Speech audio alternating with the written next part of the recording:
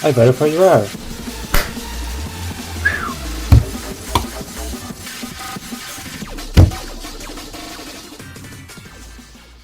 And so, Abel. To be honest, I didn't expect to like this level so much. I gave it 9 in gameplay. Of course, 10 out of 10 in decoration, 10 out of 10 in music. I picked this level because of music. And what else? Enjoyment, 100 out of 10. Of course, I wrote 10 out of 10, but that's pretty much the most enjoyment I had playing an Extreme Demon. And that's pretty weird, because this level doesn't look like a level you would enjoy. It has a lot of choke points, it has a boring beginning, but somehow it's super fun. Of course, I enjoyed Melon River a little bit more, but that's pretty much just because this level is much easier. And the enjoyment ratings for Melon River and Abel are pretty much the same, and considering Abel is much more difficult level, I think it wins. It took me 16k attempts to beat it, which is super low. To start with, I wasn't even going to play this level, I wasn't even going to beat it, because I was scared of the last spam and all the wave and that I'm not wave carried, but I just liked the level, so I went for it. I started playing it in low clip, and to be honest, that was the best thing possible, because you need to learn this level using no clip, just so you can learn the click pattern. I think that applies for every wave level, but I'm just saying it. So now let's go over some parts of this level. First cube, pretty easy. Coin can be a little bit inconsistent sometimes, but nothing too bad. Then we have the ball. It was super easy to learn. It's super easy, maybe like 6-star timings at most. Pretty easy. And then we get into the first wave. First wave is pretty much the best wave gameplay I have ever played, to be honest. It's super consistent. Yes, there are some choke points like 50% spam, but to be honest, I get consistent with it. I don't know how. Considering I was playing on 60 Hz, that's so funny to me. I'm not even a person that is like spam carried or wave carried, but I can do that spam. It's not even that difficult. Yeah, a little bit inconsistent, but not too bad. The first wave has 4 main parts. First part is easy, no choke points. Then the transition is a little bit weird, but you can easily do it. Second part is pretty easy, a little choke point at 44%. Then you have the infamous spam at 50, and pretty much that mini wave is probably the hardest part of the level. And then the fourth part is somehow super consistent.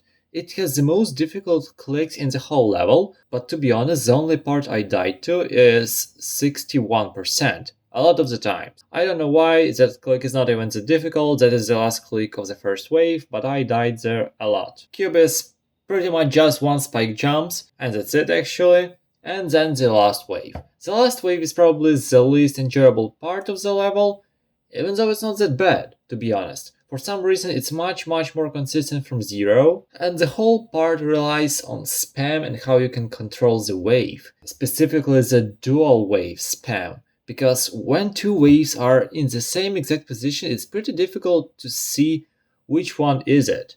Which one are you controlling? Because there is only one wave in that wave part. It's not even a dual wave. The hardest part is of course the last spam of the big wave, and also 71 and 77 transitions, but I think if I practice them better, I would get it much easier. But we have what we have. And then mini wave.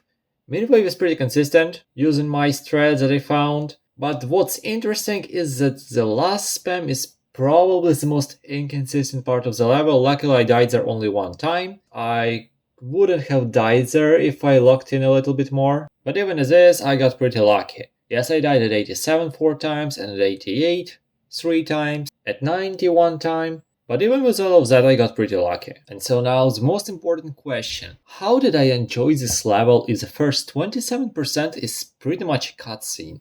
I think that comes down to how these parts are constructed. Look, most of the levels with easy beginning, it's easier compared to the rest of the level, and the gameplay is pretty much the same, just easier, that's all. In Abel you have something different, because you have a lot of fast clicks, and then a break. You have a lot of fast clicks, then break. And this helps to build this focus factor, because you always need to be ready. You cannot rely on your muscle memory when you just cannot build it because you have these long breaks between clicks. And the same with the ball. You always need to track the right one just so you know when to click. You cannot rely on your muscle memory. And that is why I think this level is very, very engaging, and because of this, it's not boring. I'm telling you, I never got bored of playing this level. And that's it. I like this level. You can go for it if you want, just not as a new hardest, I think. Everything gets consistent pretty much, maybe the last wave is a little bit inconsistent, but that's the difficulty of the last wave. If you need a tutorial for this level, I can make it, but you can learn it from my click pattern, that's all you need. Just don't learn the click pattern from some showcase video, please. And I guess that's it. Have a nice day.